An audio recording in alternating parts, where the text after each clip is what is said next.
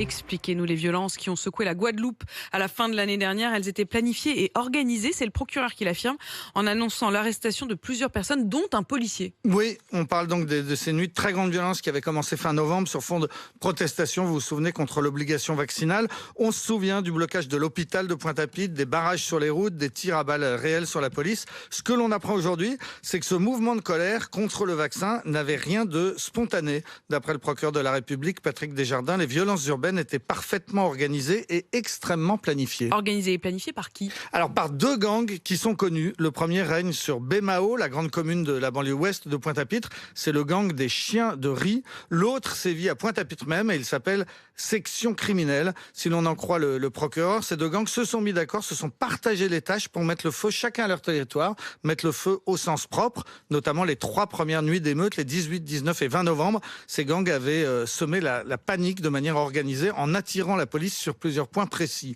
Une semaine plus tard, le 26 novembre, les mêmes émeutiers étaient descendus dans les rues en fin de journée. Ils avaient brûlé des voitures, pillé des commerces, établi des barricades. Et au même moment, un autre groupe avait incendié un bâtiment public du ministère de la Justice, puis tiré 19 coups de feu vers les forces de l'ordre. D'après le procureur, c'est un miracle qu'il n'y ait pas eu de mort ce jour-là. Et on comprend mieux maintenant pourquoi le raid avait été envoyé en renfort. L'enquête, elle a démontré que ces événements du 26 novembre, ils ont été planifiés notamment par un policier. Oui, et c'est là que l'affaire devient stupéfiante. Un brigadier chef a été interpellé, gardé à vue 96 heures et finalement mis en examen et incarcéré. Il dort actuellement à la prison de Pointe-à-Pitre. Ce fonctionnaire de police est en poste à la direction de la sécurité publique. Il est par ailleurs délégué du syndicat Alliance. L'enquête a fait apparaître son implication active. Il est accusé d'avoir apporté des informations précises aux émeutiers sur le positionnement de ses collègues. On le soupçonne aussi d'être directement intervenu dans les choix des objectifs. Il aurait par exemple coordonné des opérations comme celle prévue le 30 décembre. Les manifestants devaient marcher sur l'aéroport de Pointe-à-Pitre et dans le même temps,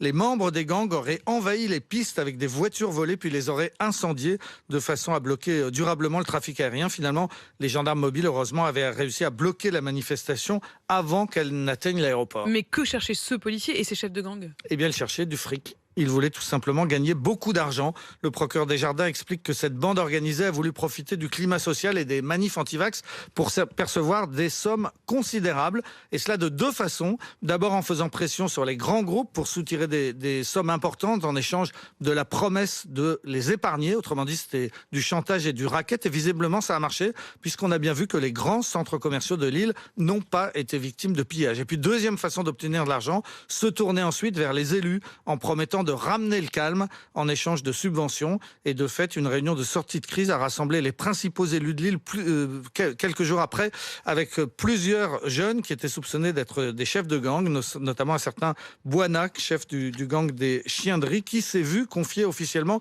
une mission de médiation avant finalement d'être arrêté dans le cadre de cette enquête. Un haut magistrat de l'île, cité par Le Monde, parle d'une collusion entre les voyous et les politiques pour acheter la paix sociale. Il dénonce un système mafieux.